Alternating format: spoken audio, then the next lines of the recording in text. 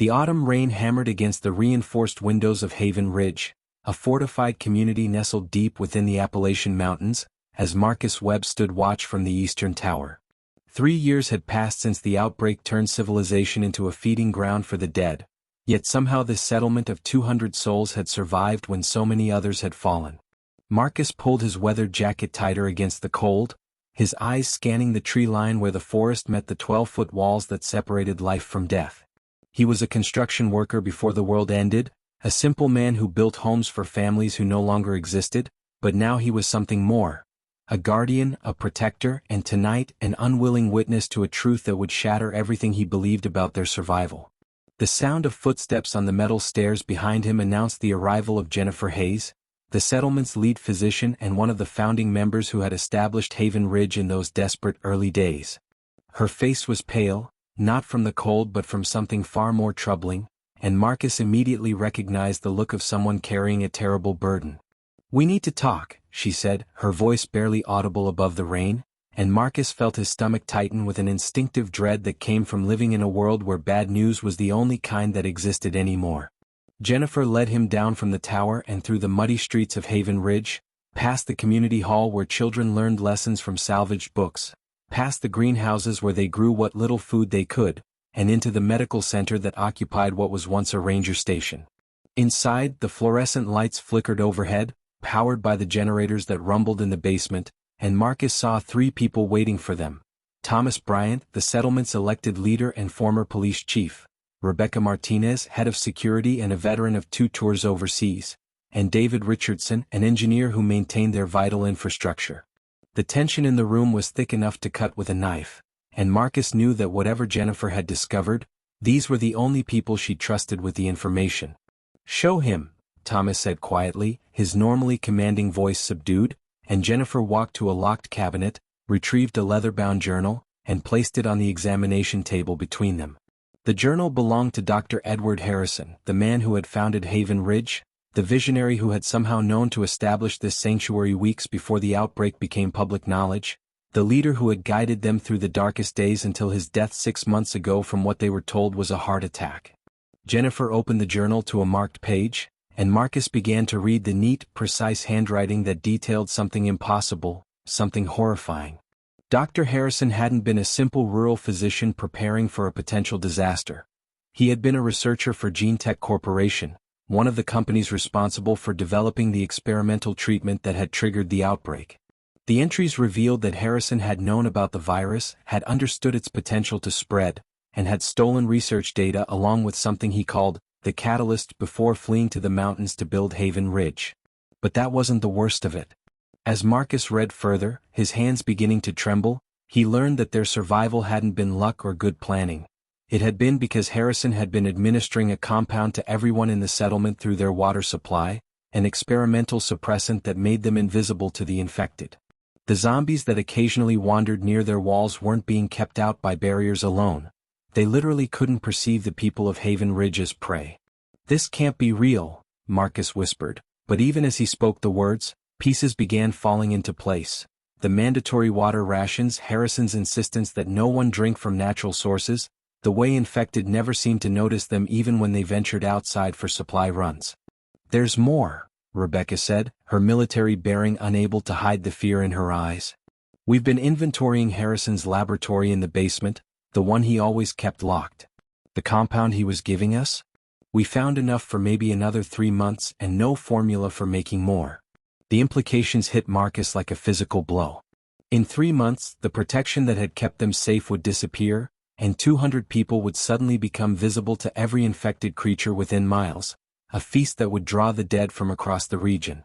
"We have to tell everyone," Marcus said, but Thomas shook his head firmly. "If we tell them now, there will be panic, chaos, maybe violence. We need a plan first, a solution, or at least hope of one." Jennifer closed the journal and looked at each of them in turn. Harrison's notes mention other researchers, other people who knew about the catalyst. "If we can find them, maybe we can synthesize more of the compound or find another way to protect ourselves. But it means leaving Haven Ridge, going back out into a world filled with the dead." The rain continued to fall outside as 5 people stood in the flickering light, bearing the weight of a secret that could save or doom everyone they had sworn to protect. and Marcus realized that their real survival had only just begun. The council met in secret for 3 days, gathering only in the darkest hours of night when the rest of Haven Ridge slept peacefully, unaware that their entire existence balanced on the edge of a blade that grew sharper with each passing moment. Marcus found himself unable to sleep between these clandestine meetings, lying awake in his small cabin while his mind raced through impossible scenarios and desperate solutions that all seemed to end in death. He had survived for 3 years by following rules, by trusting the system that Dr. Harrison had established, but now he understood that their survival had been nothing more than a carefully maintained illusion, a chemical trick that would soon run out like water through cupped hands. On the 4th morning, Thomas called for a general assembly under the pretense of discussing spring planting schedules, and Marcus stood among the gathered crowd, watching faces light up with hope as they talked about tomatoes and corn, about a future that might not exist beyond the next season. He caught Jennifer's eye across the community hall and saw his own guilt reflected back at him, the terrible burden of knowing that every smile, every plan, every dream being shared in this room was built on a foundation that was crumbling beneath their feet. After the assembly, the secret council reconvened in the medical center, and this time Jennifer spread a map across the examination table, marked with locations highlighted in red. According to Harrison's journal, there were 5 other senior researchers on the Catalyst project, she explained, her finger tracing routes through territories that had become graveyards for civilization. Dr. Patricia Whitmore was last known to be at the Gene Tech facility in Research Triangle Park, North Carolina. James Sullivan worked from their Boston laboratory. Catherine Chin operated out of Seattle. Michael Torres was based in Atlanta, and Richard Walsh worked in Houston. Rebecca leaned over the map, her tactical mind already calculating distances and dangers. Boston and Seattle are too far, probably overrun based on population density. Atlanta fell early and hard. If Torres was there, he's gone. Houston's possible, but that's 1,000 miles through unknown territory. She tapped North Carolina with her finger, the location only 200 miles southeast of their position. Research Triangle Park is our best shot. Closer, smaller population center, and if Whitmore managed to fortify even a portion of that facility, there might be supplies, equipment, maybe even other survivors. Thomas nodded slowly, his weathered face showing every one of his 58 years. We can't send everyone. Haven Ridge needs defenders, and moving 200 people would be suicide. We need a small team, fast and quiet, people who can fight and think under pressure. The room fell silent as they all understood what came next, choosing who would risk everything while others stayed behind in relative safety. I'll go, Marcus said before he could talk himself out of it, and 4 pairs of eyes turned toward him with varying expressions of surprise and respect. I'm not military like Rebecca, and I'm not essential like Jennifer or David, but I can handle myself and I won't slow anyone down. Rebecca studied him for a long moment, then nodded with approval. We'll need 6 people total, enough to handle threats but small enough to move quietly. I'll lead the team. We need Jennifer because if we find Whitmore or any research materials, we'll need someone who can understand the science. Jennifer's face went pale, but she straightened her shoulders and agreed without hesitation, understanding that her medical expertise made her irreplaceable for this mission. I'm coming too, said a voice from the doorway, and they all spun around to find Angela Morrison standing there, her arms crossed and her expression determined. Angela was 24 years old, former college track star, and one of their best scouts. She was also the daughter Thomas had tried desperately to protect since the outbreak began. How long have you been listening? Thomas demanded, his voice tight with anger and fear, but Angela stepped fully into the room without flinching. Long enough to know you're planning a suicide mission and not telling the rest of us that we're living on borrowed time. You need fast runners and good scouts, Dad, and I'm the best you have.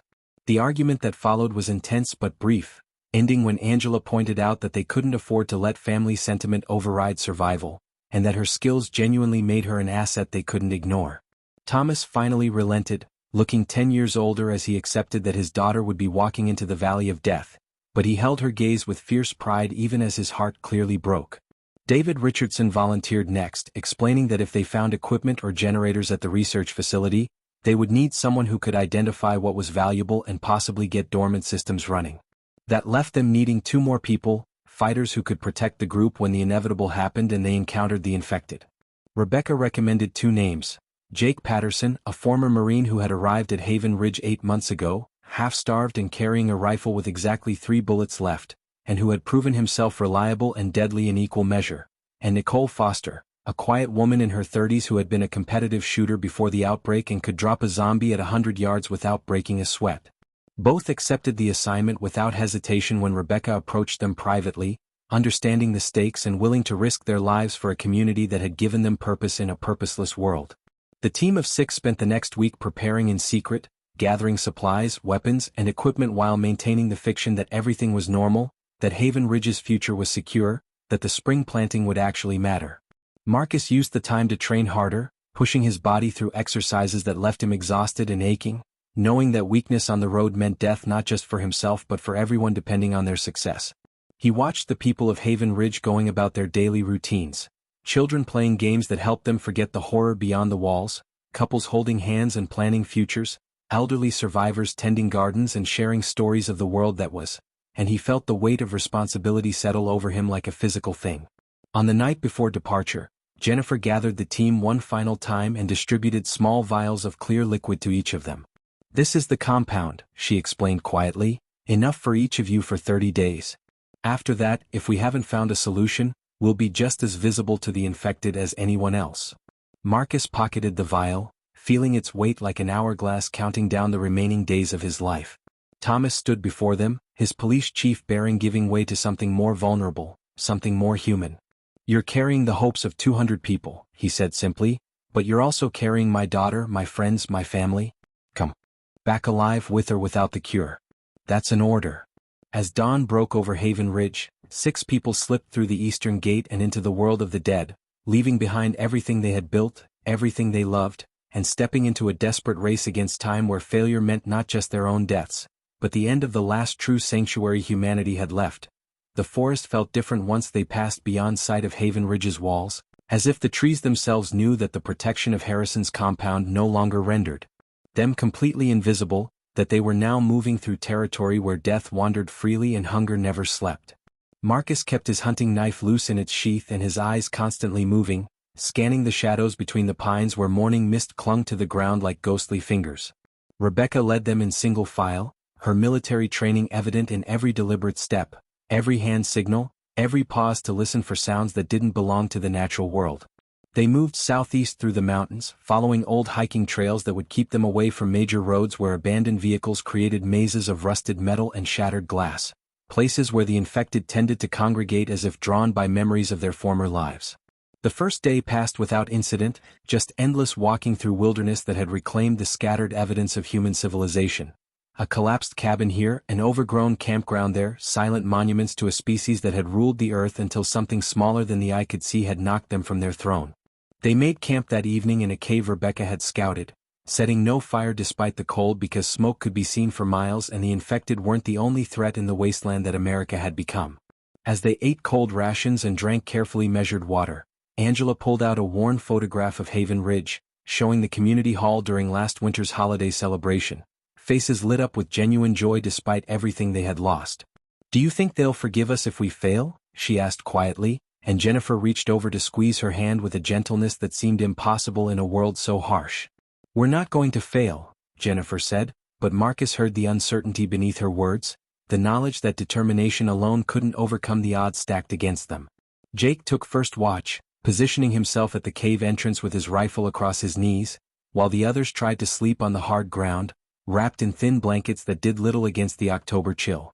Marcus lay awake, listening to the night sounds of the forest, the hoot of an owl, the rustle of small animals in the undergrowth, and underneath it all, a sound that made his blood run cold, the distant moan of something that had once been human but was now just endless hunger wrapped in rotting flesh.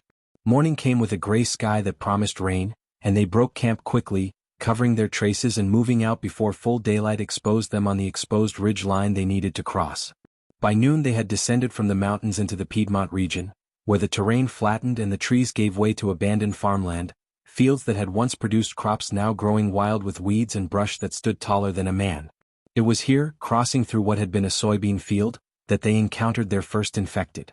Rebecca held up a closed fist and they all froze, following her gaze to where 3 figures stumbled through the overgrowth about 50 yards away, their movements jerky and uncoordinated, their clothes hanging in tatters from bodies that decay had turned into something from a nightmare. Marcus felt his heart hammering in his chest as he slowly lowered himself into a crouch, the tall grass providing concealment but not protection, knowing that if the infected caught their scent or heard the slightest sound, they would attack with the mindless ferocity that had overwhelmed armies and toppled nations. The seconds stretched into minutes as the infected wandered aimlessly, and Marcus found himself studying them with a horrible fascination. A woman in the remains of a business suit, one arm missing below the elbow, a teenage boy whose face was half torn away, and an elderly man who dragged one shattered leg behind him as he moved. They had been people once, with names and families and dreams, but the virus had consumed everything that made them human, leaving only the base imperative to feed, to spread, to turn the living into more of the dead. Rebecca signaled for them to move slowly to the left, creating distance while the infected were facing away, and they crept through the grass with agonizing care, each step placed with precision, each breath controlled and silent. They had almost cleared the danger zone when David's foot came down on a concealed branch, and the crack it made seemed as loud as a gunshot in the quiet morning air. All three infected heads snapped in their direction instantly, and the moaning began, that terrible sound that brought more of the dead running like a dinner bell calling the damned to feast. "Run!" Rebecca shouted, and they burst from the grass at full sprint, abandoning stealth for speed as the infected gave chase with horrifying intensity. Angela pulled ahead easily, her track star legs carrying her across the uneven ground like a deer, while Marcus pumped his arms and pushed his body harder than he had in years, hearing the moaning grow louder behind them as more infected emerged from the tree line ahead, drawn by the commotion. Nicole stopped, turned, and fired 3 precise shots that dropped the closest pursuers, buying them seconds that meant the difference between life and death. They ran for what felt like hours but was probably only minutes, finally reaching an abandoned gas station where Jake kicked in the door and they piled inside, slamming it shut and barricading it with a refrigerator unit that took all 6 of them to move. Outside, the infected threw themselves against the walls and windows, their hands slapping against the glass in a rhythm that sounded almost like applause, their faces pressed against the windows showing eyes that were milky white and mouths that hung open in perpetual hunger. The gas station interior was dim and musty, shelves long since picked clean of anything useful, but it was defensible and the windows were reinforced with security bars that had probably been installed to prevent robbery and now served to prevent something far worse. Rebecca checked each of them for injuries, knowing that a single bite or scratch meant infection, meant becoming one of those things outside, but they had all escaped. Unmarked by pure luck and Angela's speed in leading them to this shelter. "We can't stay here," David said, pointing to the infected gathering outside, their numbers growing as more emerged from the surrounding area, drawn by some instinct or perhaps by pheromones that the living gave off. "If we wait too long we'll be surrounded and then we'll never get out." Jennifer pulled out the map, studying it in the weak light filtering through the dirty windows. "There's a town about 5 miles southeast, Willow Creek, population maybe 3,000 before the outbreak. If we can get there we might find vehicles, supplies, a place to hole up until the horde disperses." Marcus moved to the window and counted at least 20 infected visible from his position, with more shambling into view every minute, and he knew that the sound of their earlier chase had rung out like a beacon across the dead landscape. "How do we get past them?" he asked, and Jake smiled grimly, pulling a road flare from his pack. "We create a distraction, something loud and bright in the opposite direction, then we slip out while they investigate." The plan was simple, maybe too simple, but none of them had a better option. Jake positioned himself at the back door while Nicole prepared to throw the lit flare through a broken window on the far side of the building. They counted down together, 3, 2, 1, and Nicole's arm whipped forward, sending the flare spinning through the air to land in the parking lot 50 feet away, where it erupted in brilliant red light and acrid smoke. The infected turned as one toward the flare, moaning and stumbling toward it like moths to a flame, and in that moment of distraction, the 6 survivors slipped out the back door and ran into the forest beyond, leaving the dead to gather around a light that promised nothing but would hold their attention just long enough for the living to escape. They didn't stop running until the gas station was far behind them and the sounds of the infected had faded to nothing, finally collapsing in a small clearing where they lay gasping for breath, their bodies pushed beyond exhaustion. Marcus stared up at the gray sky through the canopy of leaves and felt the full weight of their situation crash down on him. They were only 2 days out from Haven Ridge, and they had already nearly died twice, still had nearly 200 miles to go, and the compound protecting them would only last another 28 days.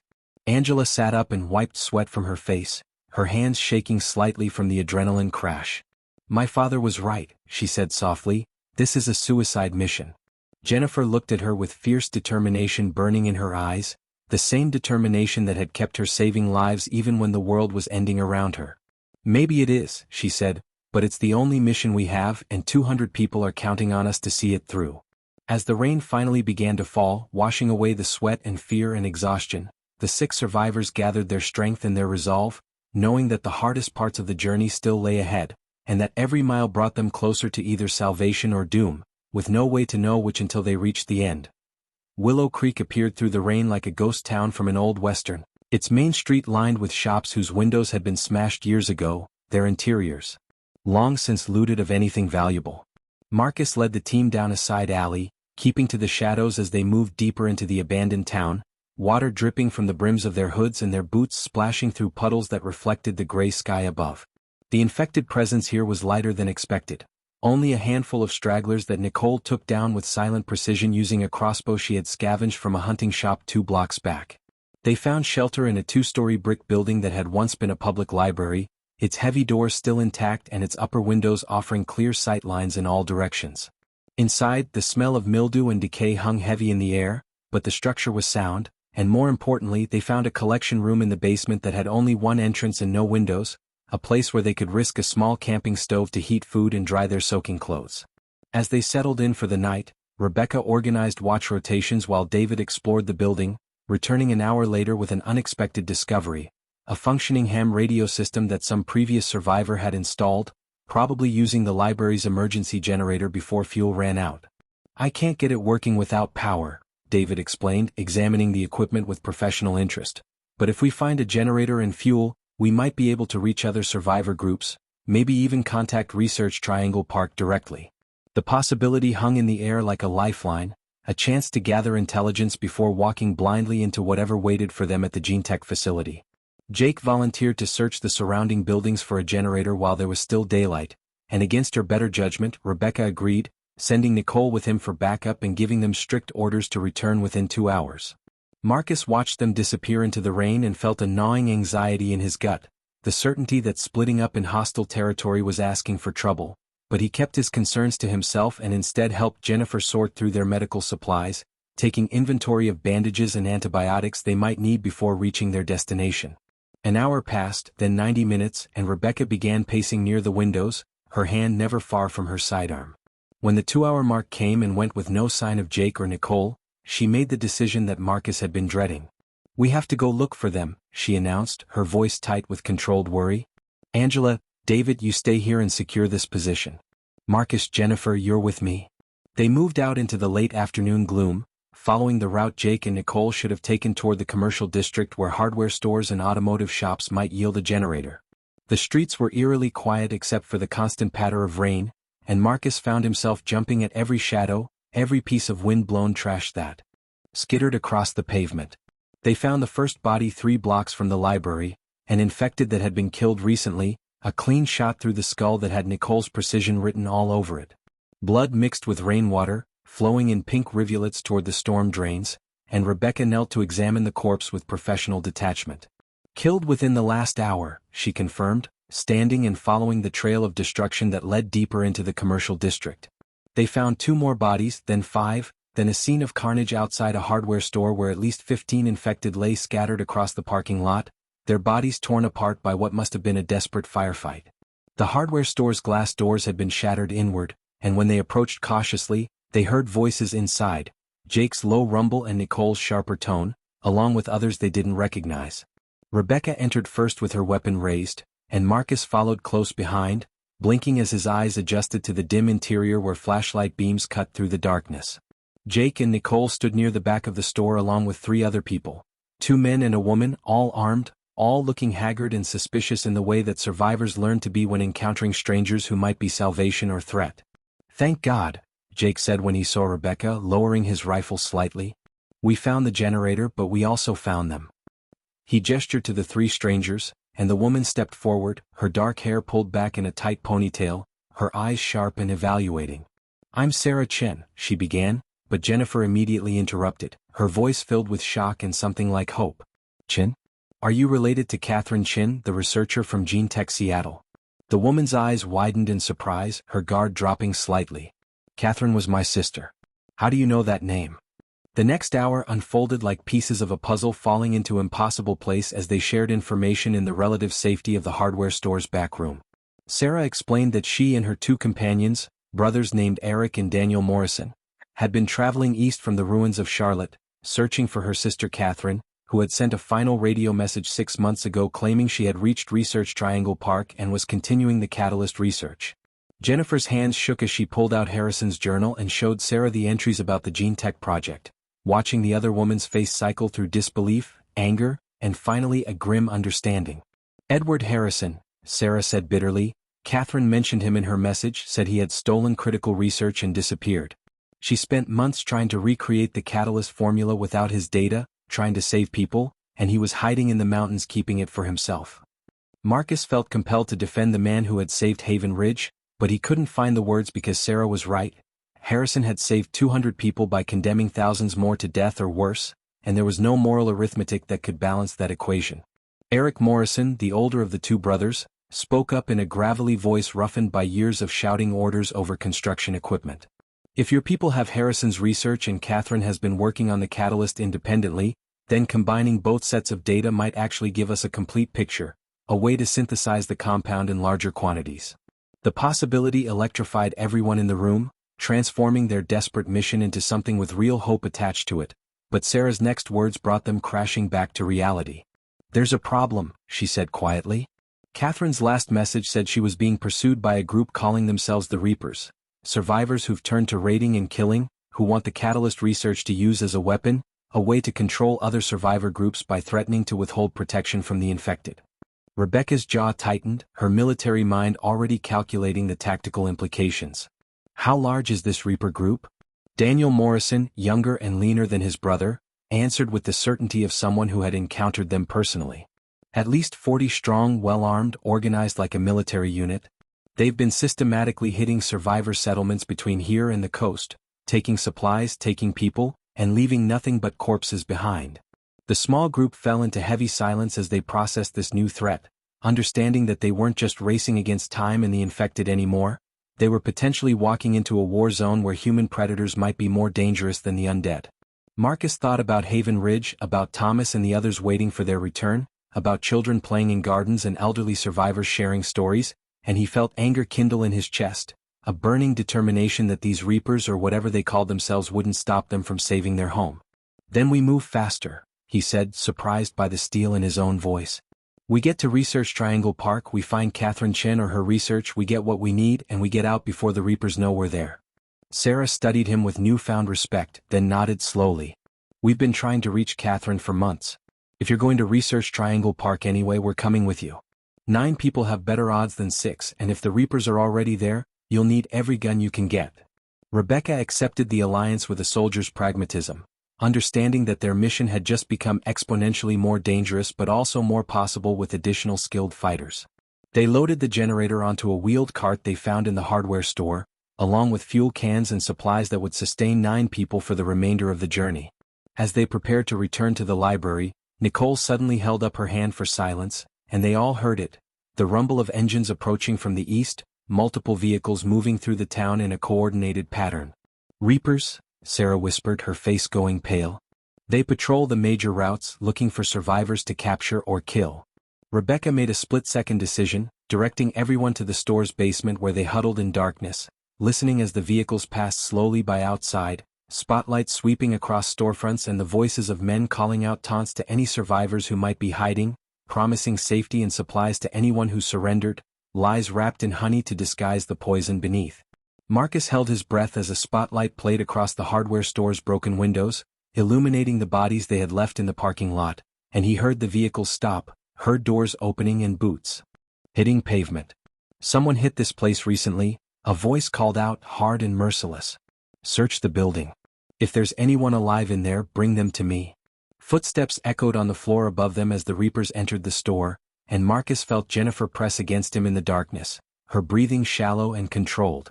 Rebecca had her weapon drawn, prepared to fight if discovery was inevitable, but she held position, trusting in the shadows and the Reapers' assumption that survivors would have already fled. The search seemed to last forever, boots walking directly over their heads, flashlights probing corners and shelves, and then finally, blessedly, a voice called out that the building was clear, just another picked-over location in a dead town. The vehicles started up again and rolled away into the gathering dusk, and the 9 survivors remained frozen in place for another 30 minutes, making absolutely certain the Reapers were gone before emerging from their hiding place. When they finally made it back to the library where Angela and David waited with weapons ready, Rebecca gathered everyone together and laid out the new reality of their situation. "We're no longer just searching for research," she said bluntly. "We're now in active hostile territory, being hunted by people who want what we're looking for and won't hesitate to kill us for it. Anyone who wants to turn back, now's the time." No one moved, and Marcus saw in their faces the same determination he felt burning in his own chest. They had come too far, risked too much, and carried the hopes of too many people to turn back now, regardless of what horrors waited ahead. As David worked to connect the generator to the ham radio, and as the others prepared for an early morning departure, Marcus stood watch at the library windows, looking out at the rain-soaked streets of Willow Creek and wondering if they were heading toward salvation or simply racing toward a different kind of end in a world where hope itself had become the most dangerous thing to carry.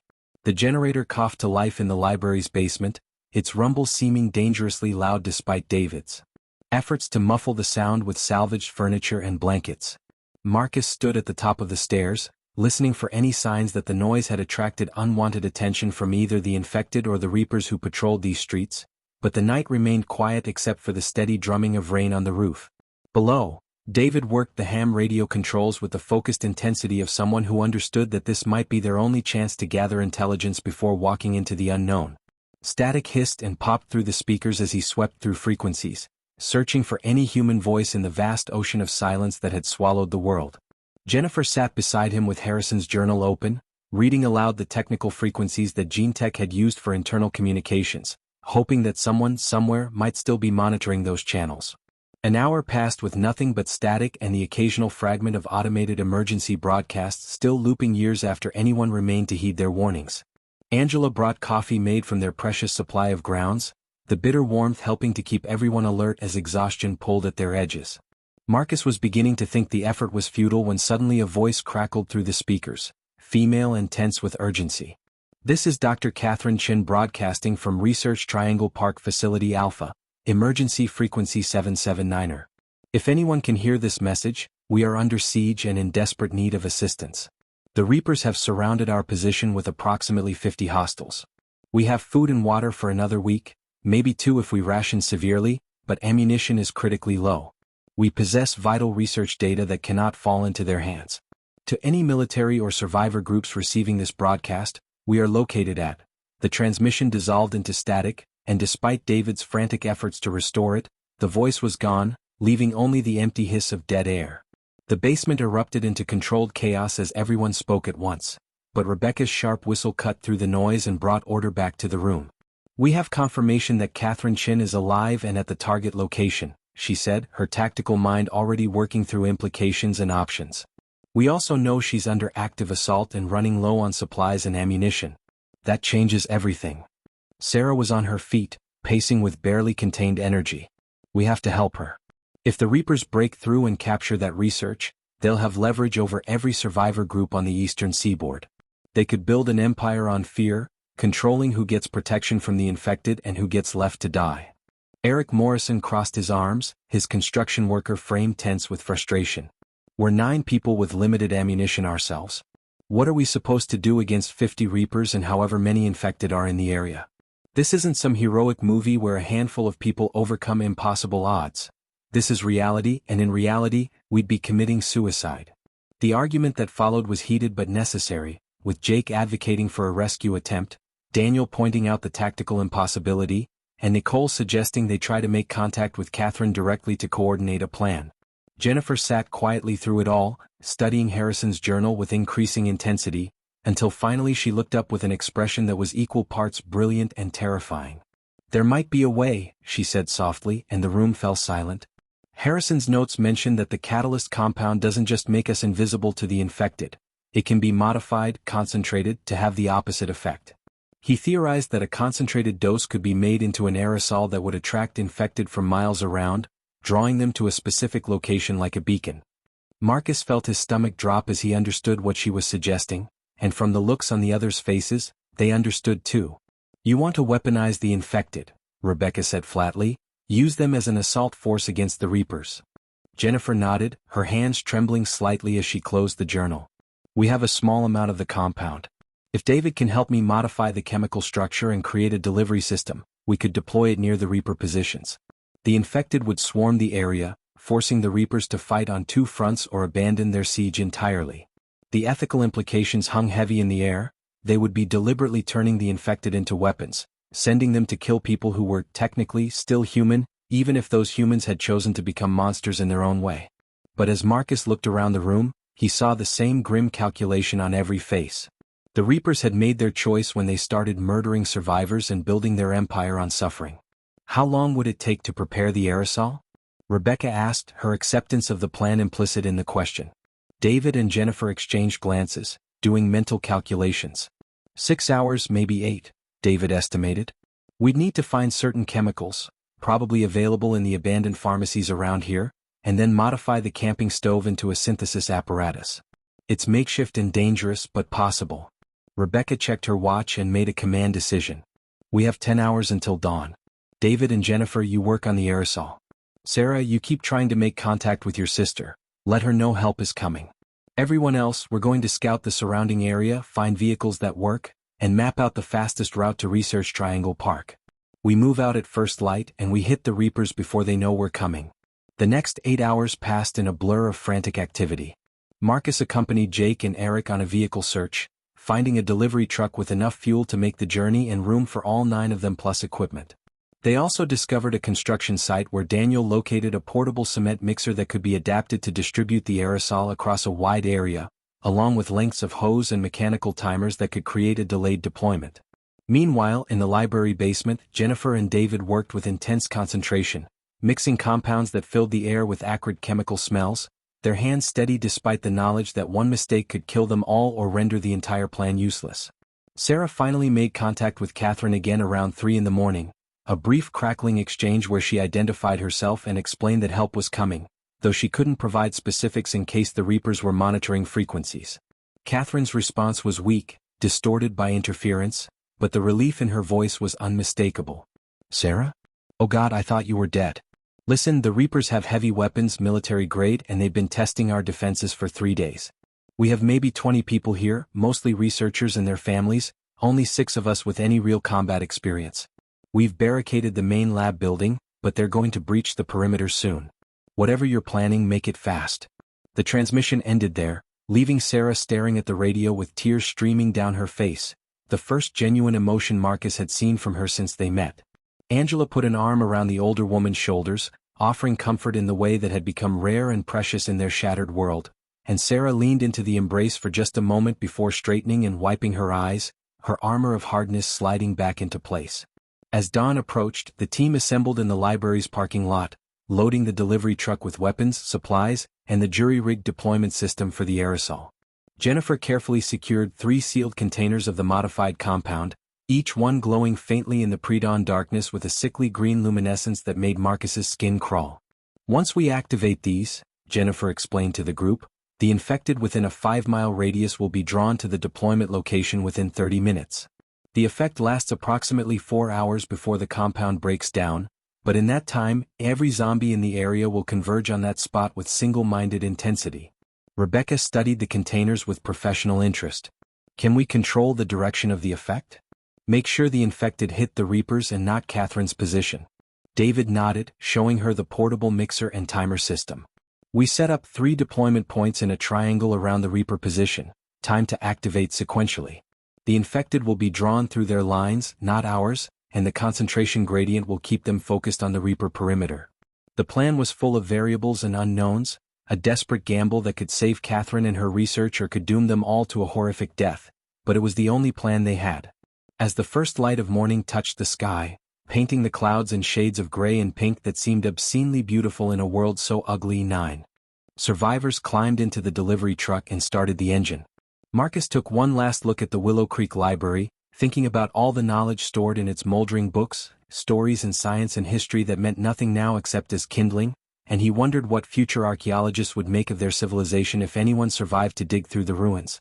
Rebecca drove with steady confidence, following the route they had mapped the night before, sticking to back roads and avoiding the major highways where abandoned vehicles created impassable obstacles. They made good time through the morning, encountering only scattered groups of infected that Nicole dealt with efficiently from the truck's passenger window, conserving ammunition by only shooting when absolutely necessary. By noon they could see smoke rising in the distance, and as they drew closer, the sounds of sporadic gunfire echoed across the landscape. Research Triangle Park had been a gleaming center of innovation before the outbreak, corporate campuses and research facilities spread across carefully landscaped grounds, but now it looked like a war zone. The Gene Tech facility occupied 5 interconnected buildings at the heart of the complex, and surrounding it was a crude siege camp where the Reapers had set up tents, vehicles and heavy weapons emplacements. Through binoculars, Marcus counted at least 60 people, more than Sarah's estimate, and he saw several mounted machine guns pointed at the main building where Catherine and her people were trapped. "They've got the whole place locked down," Jake observed grimly. "No way in or out without going through their lines." Rebecca studied the terrain carefully, then pointed to 3 positions that formed a triangle around the Reaper camp. There, and there. "We place the deployment systems at those locations, activate them on a timer, and then we get into position to support Catherine when the infected arrive and the Reapers are forced to break their siege." They spent the next 2 hours in careful preparation, using the truck to shuttle equipment to the deployment locations while staying well outside the Reaper perimeter. Daniel and Eric handled the mechanical setup while David programmed the timers, and Jennifer supervised the loading of the modified compound into the distribution system. Marcus worked alongside Angela to establish a fallback position in an office building with a clear line of sight to the Gene Tech facility, stocking it with ammunition and supplies in case they needed to make a stand.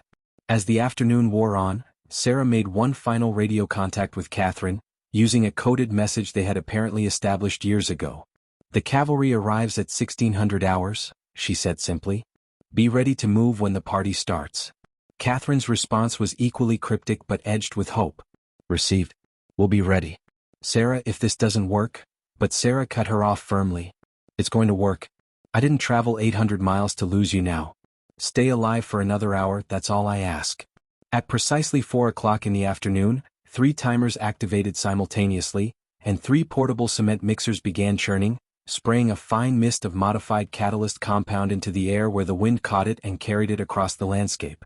For the first 5 minutes, nothing happened, and Marcus began to fear that the compound had degraded or that their makeshift synthesis had failed, but then he heard it, the moaning starting soft and distant but growing rapidly louder, a sound like the damned choir of hell singing its terrible song. The infected came from everywhere at once, stumbling out of buildings and emerging from the woods, drawn by the irresistible call of the compound, and they moved with horrifying purpose toward the 3 deployment locations that bracketed the Reaper camp. Marcus watched through binoculars as the first wave of infected hit the Reaper perimeter, and he saw the siege camp erupt into chaos, men shouting and weapons firing, the organized military operation dissolving into desperate survival as hundreds of undead bodies surged forward with inexorable hunger. The battle for Research Triangle Park had begun, and in the heart of that storm, 9 survivors prepared to either save the future or die trying, knowing that the next few hours would determine the fate of not just Catherine Chen and her research, but of every person back in Haven Ridge who was counting on them to return with hope in hand. The infected descended on the Reaper encampment like a tsunami of rotting flesh and mindless hunger, their moans creating a wall of sound that drowned out even the thunder of gunfire that erupted from the siege lines. Marcus watched from the office building window as the carefully organized perimeter dissolved into chaos, Reaper fighters abandoning their positions around the Gene Tech facility to face the overwhelming wave of undead that crashed against them from 3 directions simultaneously. The modified catalyst worked even better than Jennifer had predicted. The infected moved with singular purpose, ignoring everything else in their path as they converged on the deployment zones, and the Reapers found themselves caught in a killing field of their own making, trapped between the facility they had been besieging and an enemy that felt no fear and could not be reasoned with. Rebecca coordinated their team with sharp hand signals, positioning Jake and Nicole at windows with clear firing lanes, while Angela and Daniel prepared to make a run for the Gene Tech facility the moment an opening appeared in the chaos below. The Reaper leader, a tall man with a scarred face that Marcus could see clearly through the binoculars, was shouting orders and trying to restore discipline to his scattered forces, directing machine gun fire into the thickest concentrations of infected. But for every zombie that fell, 3 more took its place, an endless tide that seemed to pour from every shadow and doorway. The deployment points were doing exactly what David had calculated, creating a concentration gradient that pulled infected through the Reaper positions like water flowing downhill, and the Reapers who tried to fall back toward the Gene Tech facility found themselves running directly into the teeth of the horde. Jennifer worked frantically at a portable radio, trying to raise Catherine and coordinate their entry into the facility, while Sarah paced nervously nearby, her rifle clutched tight, her eyes never leaving the battle unfolding below. Finally, Catherine's voice crackled through the speaker, tense but controlled. "We see what's happening out there. The Reapers are pulling back from the east entrance. If you're going to make a move, that's your window, but it's closing fast." Rebecca made an immediate decision, grabbing her rifle and pointing to Angela, Daniel, Jake, and Sarah. "You four with me. We go now, fast and low, straight to the east entrance. Marcus, you stay here with Jennifer, David, Eric, and Nicole. Provide covering fire and keep this position secure as a fallback point." Marcus wanted to argue, wanted to be part of the rescue, but he understood the tactical sense of Rebecca's decision and simply nodded, moving to a window with his rifle as the 5-person rescue team prepared to sprint across 300 yards of open ground that was rapidly filling with infected and Reapers alike. Rebecca counted down with her fingers, 3, 2, 1, and then they were moving, bursting from the office building's side entrance and running in a tight formation across the parking lot. Nicole opened fire immediately, her shots precise and measured, dropping any infected that turned toward the running figures, while Marcus targeted Reapers who might spot the rescue team and raise an alarm.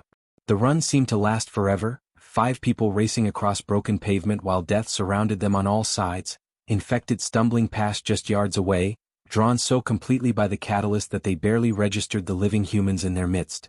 A Reaper fighter spotted them halfway across and raised his weapon, but Jake's rifle barked once and the man went down, his shot going wide and attracting the attention of a cluster of infected who immediately changed course toward the sound and the fallen body. Rebecca led them through the chaos with the confidence of someone who had navigated worse situations in war zones overseas, finding the paths between danger, making split-second decisions about when to shoot and when to run, and somehow, miraculously, all 5 of them reached the Gene Tech facility's east entrance where a heavy steel door swung open just wide enough to let them slip inside before slamming shut again with a boom that echoed across the compound. Marcus breathed a sigh of relief that was short-lived as movement below caught his attention. The scarred Reaper leader had rallied about 20 of his fighters and was organizing a fighting retreat toward a cluster of armored vehicles parked near the facility's west side.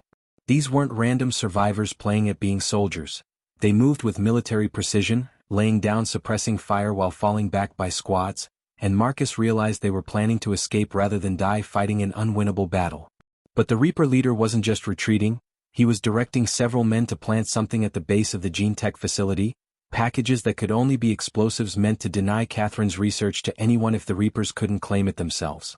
"They're planting charges on the building," Marcus shouted to the others, and Jennifer's face went pale as she grabbed the radio. "Catherine, you have explosives being placed at your west wall, multiple charges, you need to evacuate now." Catherine's response was drowned out by a massive explosion that rocked the compound as one of the Reaper vehicles detonated, either from a lucky shot or from infected overwhelming the position, and Marcus saw bodies flying through the air in a spray of fire and debris. The explosion had an unintended consequence. It attracted every infected in the area like a magnet, the noise and light overwhelming even the pull of the catalyst, and suddenly the remaining Reapers found themselves completely surrounded, cut off from their vehicles and drowning in a sea of undead bodies. The scarred leader fought with desperate fury, his machete rising and falling as he cut through infected. But there were simply too many, and Marcus watched with grim satisfaction as the man who had terrorized survivors and built an empire on fear was pulled down into the horde, his screams cutting off abruptly as teeth found flesh. The battle was turning into a massacre, Reapers dying in ones and twos as the infected overwhelmed their positions, and Marcus knew that within minutes there would be no organized resistance left, just hundreds of zombies and whatever charges they had managed to plant before being overrun. Eric suddenly pointed to the Gene Tech facility where the east entrance was opening again, and figures were emerging, Rebecca leading a group of at least 15 people, some carrying boxes and equipment, others supporting the injured, a desperate evacuation as flames began to lick at the building's western side where the charges had been planted. "They're coming out," Marcus said, already moving toward the stairs. "Nicole, David, we need to clear a path back to the truck." They descended to ground level and pushed through the office building's entrance, immediately engaging the infected that had begun to cluster around the area, drawn by the sounds of battle and the fading influence of the catalyst. Marcus fired until his rifle clicked empty, then drew his knife and fought hand-to-hand with a female zombie whose nurse's uniform was caked in years of dried blood, driving the blade through her eye socket and into her brain before shoving the body away and reloading. Beside him, Nicole moved like a dancer, each shot perfectly placed, each movement efficient and deadly while